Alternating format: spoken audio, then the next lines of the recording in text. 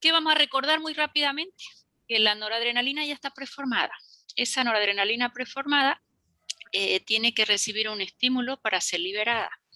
Y una vez esa noradrenalina va a ser liberada, pues va a tener que ser biotransformada por las enzimas. ¿Cómo se llaman las enzimas que van a biotransformar a la noradrenalina? Vamos, fisiología. ¿Alguien? La tirosina hidroxilasa, doctora. Va a estar la descarboxilasa, dopamina beta hidroxilasa y N-metiltransferasa. Esa es Van a destruir. las enzimas que la van a formar. ¿Quién la biotransforma? ¿Quién hace que desaparezca del espacio sináptico? La Monoaminoxidasa. Monoaminoxidasa y la catecol ortometiltransferasa. ¿Ya? Entonces, cuando nosotros teníamos un potencial de acción, ese potencial de acción, ese potencial de acción por ingreso de calcio hace que se liberen las vesículas. Esa vesícula ocupará los receptores del presináptico. Siempre que decimos alfa es alfa 1. Beta 1 cardíaco, beta 2 en todos los otros órganos y los beta 3 probablemente en tejido adiposo y se están estudiando para disminuir de peso en el paciente porque fomentan lipogénesis. Cuando se liberó mucha, vamos a usar los receptores alfa 2. Pero estos neurotransmisores no van a quedar de por vida en el espacio sináptico, sino que una parte de ello va a ser captada de nuevo, un 80% vuelve a la neurona. Ese 80% que vuelve a la neurona, dentro de la neurona va a ser reutilizado o también hay monoaminoxidasa. ¿Ya? Esa recaptación que es alta, esa recaptación del 80% que es alta, puede ser bloqueada por la cocaína y las anfetaminas. ¿Qué va a pasar si yo tenía una neurona? Ha liberado la noradrenalina. El 80% tiene que volver para que ella deje de actuar. ¿Qué va a pasar si yo le bloqueo esa recaptación? Que es un 80%, es mucho.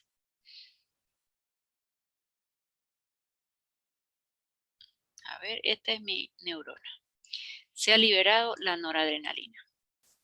Esa noradrenalina se libera y viene y actúa en receptores alfa, beta 1 y beta 2, pero no va a actuar forever, sino que una vez que actúa, que su acción es muy rápida, vuelve, el 80% vuelve. Es harto un 80%, para ser reutilizada o biotransformada dentro de la neurona. ¿Qué pasa si yo bloqueo esa recaptación y ya no vuelve a recaptarse? Aumenta su concentración. Aumenta más tiempo la duración de acción. Eso hace la cocaína y las anfetaminas. O sea que vas a tener un tono del simpático exagerado y eso hace que aumente la tensión, que disminuya el cansancio, la fatiga, incluso va a aumentar dopamina y el paciente sale fuera de la realidad. Eso hace la cocaína. Estimular al sistema simpático. ¿Por qué? Porque bloqueó la recaptación y la recaptación es muy alta. Lo mismo las anfetaminas. ¿Quién sabe algo de anfetaminas? En nuestro medio, ¿para qué se usan? ¿Cómo las consiguen? ¿Qué efecto tienen? ¿Qué va a pasar con esa anfetamina? A ver. Vamos. ¿Quién sabe algo de las anfetaminas? ¿Para qué las mal utilizan en nuestro medio y las venden un poquito sin receta y sin generalmente? ¿Nadie escuchó nada de anfetamina? Bueno, van a leer un poquito de anfetaminas y de cocaína, porque las vamos a avanzar más adelante. Pero ¿Provoca dependencia, doctora? provoca dependencia, pero ¿para qué la usamos? Sí provoca dependencia, porque está aumentando la noradrenalina y cuando baja eso el paciente siente la necesidad de... ¿Para qué las usan? ¿Como estimulante del sistema nervioso? Y para Nuestro- efecto Para placebo. suprimir el Para apetito. inhibir la monoaminoxidasa, doctora. Exacto, lo que hacen es bloquear el centro del apetito. ¿Pero a qué precio? A estimular el sistema simpático. Entonces esta paciente o este paciente, porque ahora estamos en esta cultura de la delgadez y a la gente le gusta comer, ¿no? Bloqueas el centro del apetito y aunque veas tu plato favorito no lo comes. Dejas el fármaco y ese efecto se revierte. Y has bloqueado el centro del apetito, pero has estimulado el sistema nervioso. Este paciente va a tener insomnio, taquicardia, temblor fino, está hiperactivo. Dejas de tomar y entra en depresión el paciente y empieza a comer mucho. Entonces genera un ciclo vicioso muy difícil de cortar, pero bajo de peso el paciente. Pero luego los efectos adversos del uso de la anfetamina les hacen muchos trastornos, incluso psiquiátricos. Cuando yo recién empecé a dar clases en la Gabriel hace 22 años,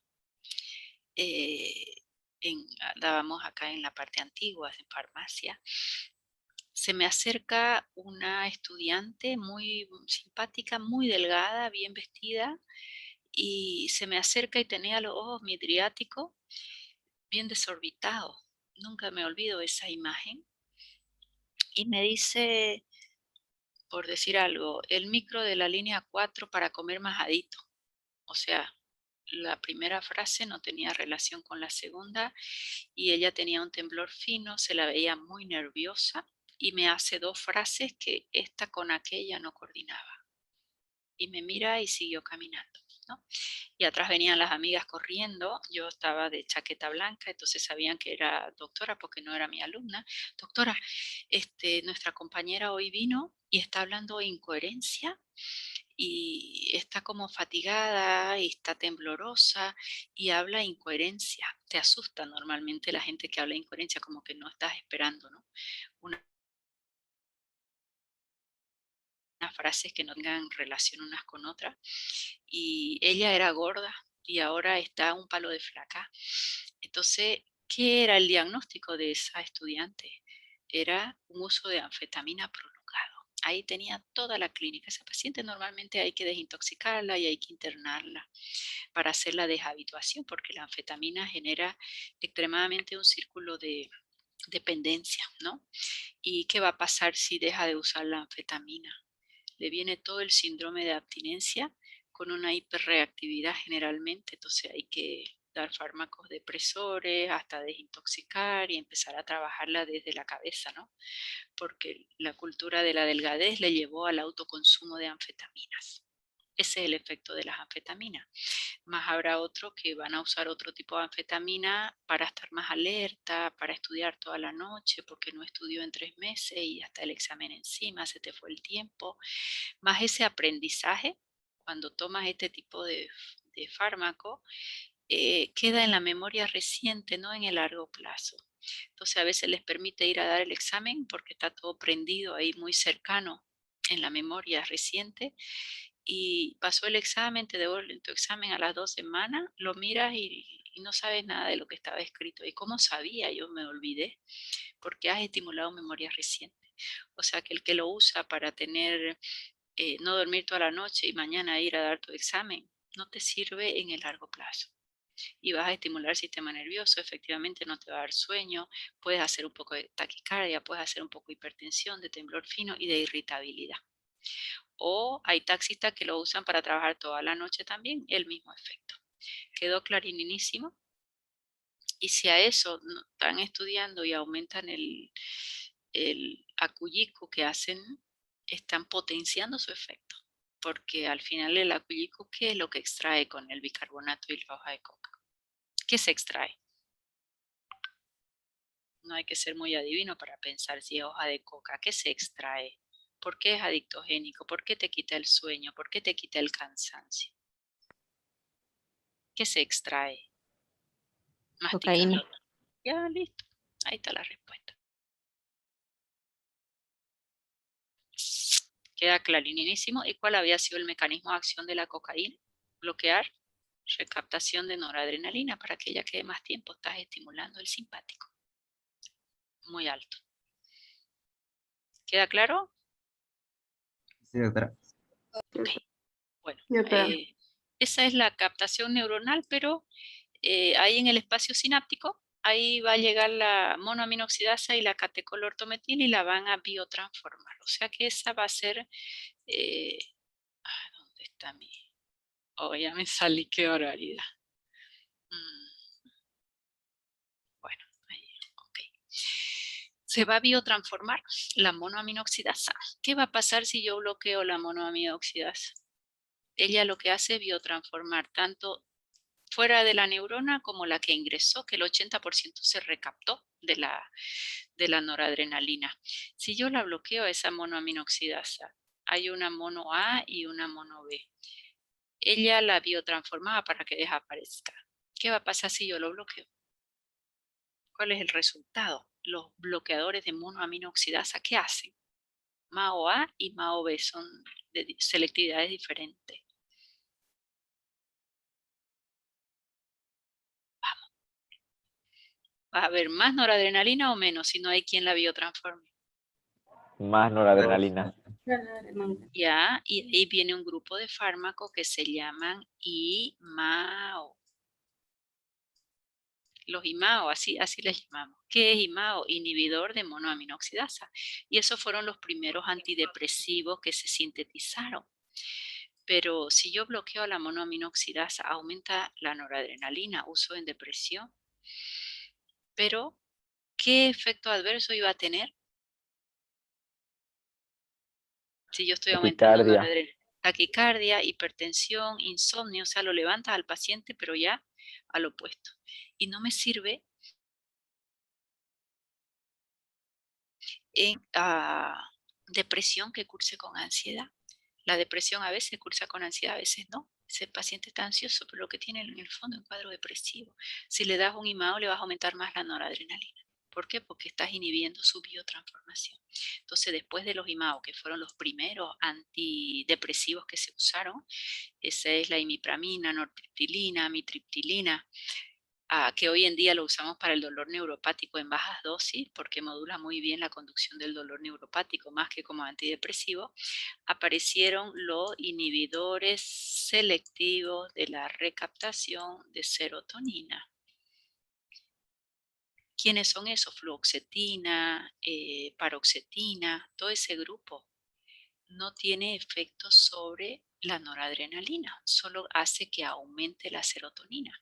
Y la serotonina es el neurotransmisor que te da equilibrio en estado de ánimo. Ni estás muy bajo ni estás muy alto.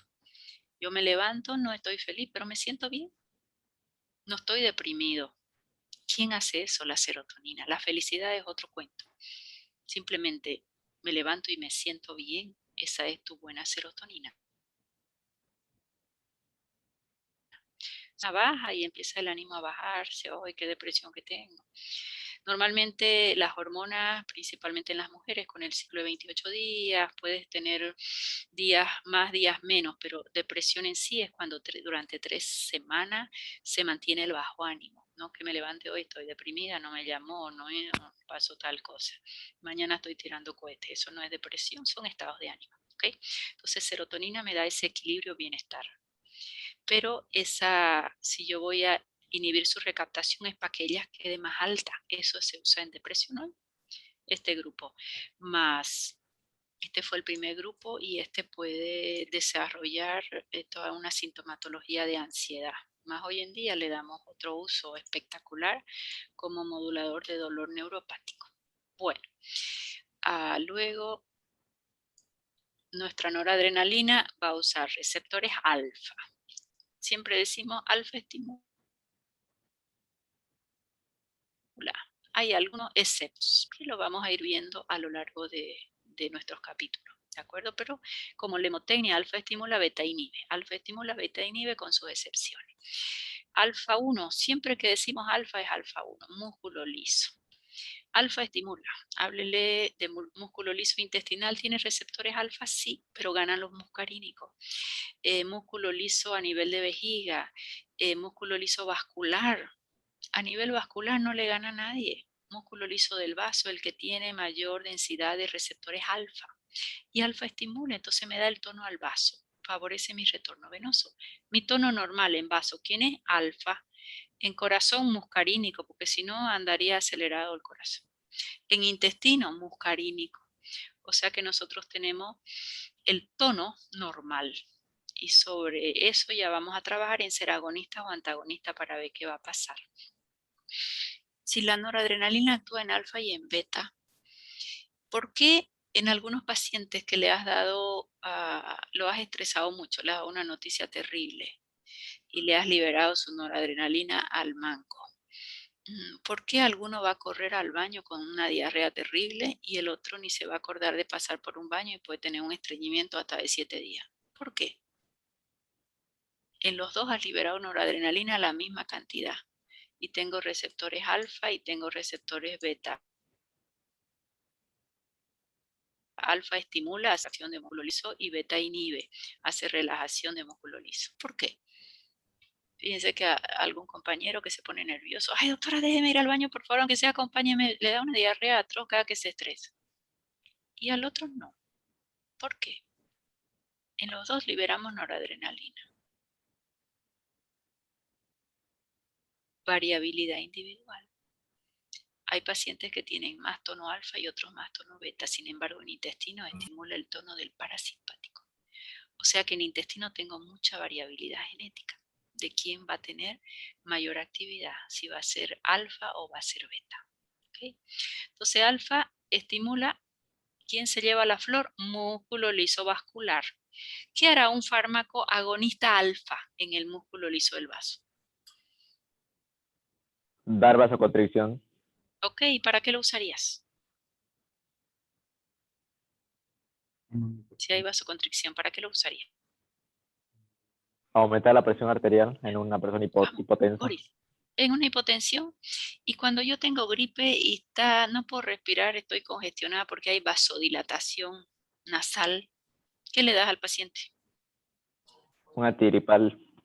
Ya, y el antigripal que tiene además de paracetamol y antialérgico. Un agonista alfa. Le vas a dar un agonista alfa porque va a hacer vasoconstricción y el paciente dice, este fármaco me destapó hasta el seso, dice, así textual en Santa Cruz, ¿no? ¿Por qué? Porque hizo vasoconstricción. Yo la quiero nasal para que respire bien. Pero ¿qué va a pasar a nivel sistémico, Boris?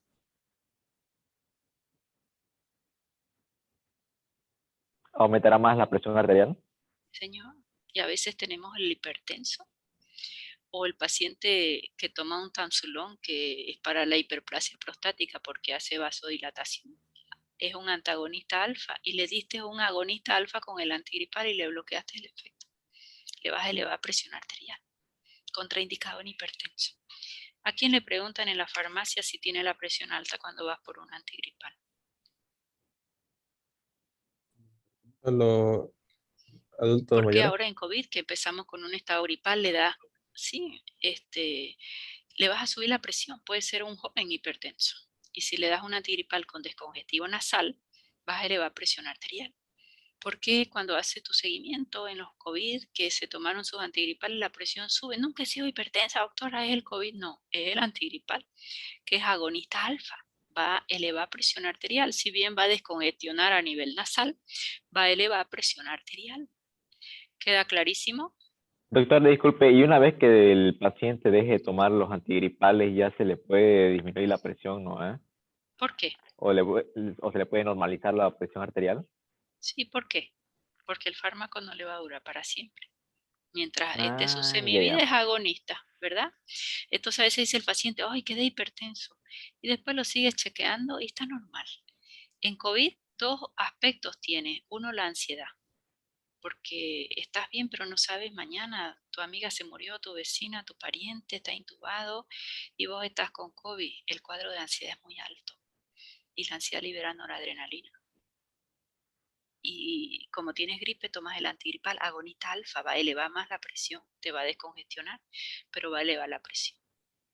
Y le tomas la presión y dices, pero si nunca he sido hipertenso, no soy ni gordo, no tengo malos hábitos. Pasó todo y te olvidaste de la presión alta. ¿Quedó mejor? La Organización Mundial de la Salud en algún momento sacó los descongestivos de los antigripales porque hacen hipertensión, pero después, bueno, económicamente pues son muy rentables y quién no quiere respirar bien, ¿verdad? Entonces se volvieron a colocar. El antigripal que no tiene descongestivo, el único que me sé que sin descongestivo es el... me lo olvidé ahora. Ya me voy a acordar. Hay uno solo que no... Bueno, hay 2 o 3 en el mercado, pero que no tienen descongestivo y en lugar del descongestivo tiene un antialérgico como es la amantadina, ¿no? Amantadina es un Antifludes, doctora. antiviral. Antifludes. Antifludes no tiene. Ahora van a buscar para el lunes todos los antigripales que encuentren y me van a identificar. A ver, voy a borrar esto para avanzar. Me van a identificar todo ese grupo de fármacos que ahorita se las voy a mostrar la clasificación para que ustedes se me adelanten un poco.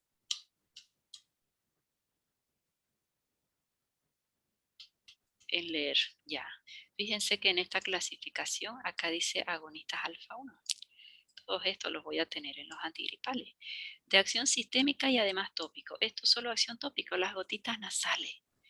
Voy a tener otro de acción alfa 2 para que no se libere noradrenalina, que van a ser antihipertensivos, pero van a provocar un poquito de sedación. Estos otros agonistas solo receptores beta, broncodilatadores, pero como actúan en beta 1 van a hacer taquicardia. Estos de acción mixta, aquí entran las anfetaminas, van a usar los alfa y los beta. Y a esta la vamos a estudiar de primero, catecolaminas que se llaman vasoactivas. Vamos a estudiar a la adrenalina, noradrenalina, dopamina y dobutamina. Esta no la tenemos. Les estoy dejando esta clasificación para que ustedes ya me vayan leyendo. Hoy solo les he dado un poquito los neurotransmisores, su biotransformación, su síntesis, y estamos hablando de receptores alfa y beta. Pero en los fármacos vamos a tener lo que solo usa alfa, local o tópico. Un grupo completo lo vamos a estudiar ese. Después vamos a estudiar los alfa 2, después los beta, estos los vamos a mencionar porque no los usamos mucho en clínicas, sí son más adictogénicos, y las catecolaminas que son todas fármacos de emergencia, vasoactivas, solo de uso endovenoso, aunque la adrenalina se pueda por cualquier día.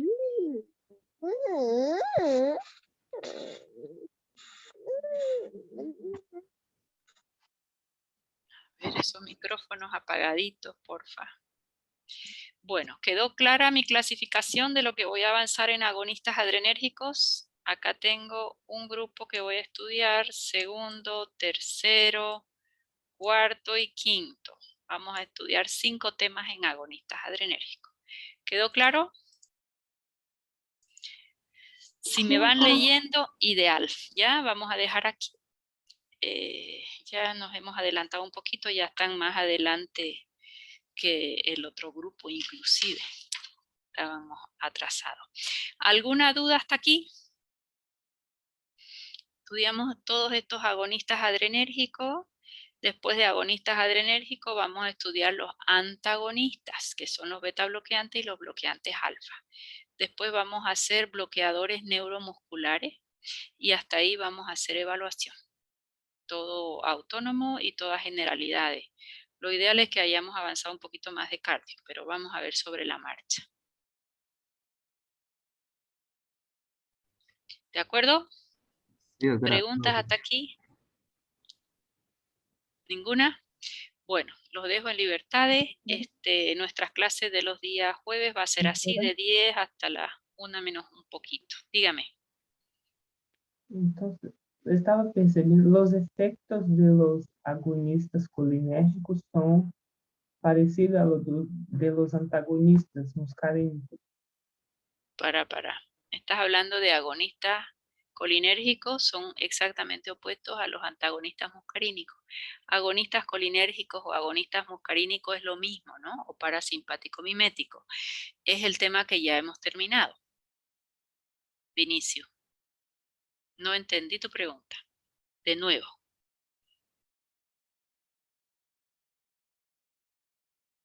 Yo había preguntado si los antagonistas muscarínicos ¿Ya? tienen lo mismo efecto que los agonistas colinérgicos.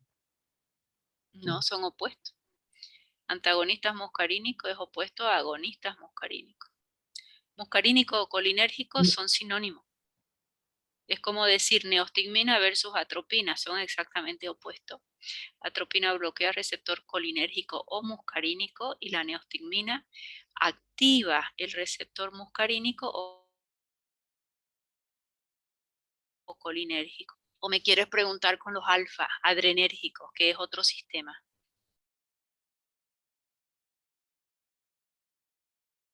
Vinicius. Ya, doctora. Tudo bem. Un estudiadín a Vinicius, para no confundirlo. Acuérdate que sinónimo es muscarínico o colinérgico o parasimpático mimético.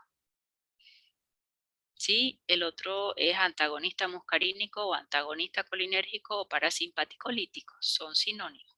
Lo que vemos ahora es sistema simpático, agonistas adrenérgicos. Los agonistas adrenérgicos los dividimos en los que tienen afinidad por alfa, alfa 1 o alfa 2 o por beta. Y estas vasoactivas que ya las vamos a estudiar, que dependen gran parte de la dosis. Dosis baja o dosis alta. ¿Quedó mejor? Sí, es que me confundí con los nombres. Perdón, Ok, doctora. ok. Bueno, ¿alguien tiene alguna duda? ¿No? Bueno, los dejo en libertad. Les espero el día lunes 14 horas. ¿De acuerdo? Está bien, doctora. Gracias. Vale, Bueno. Listo, doctora, nos vemos el lunes. Listo. Gracias. Buen fin de semana. Cuidarse. Si todo Gracias, marcha doctora. bien, les veo lunes. Bye, bye. Hasta luego.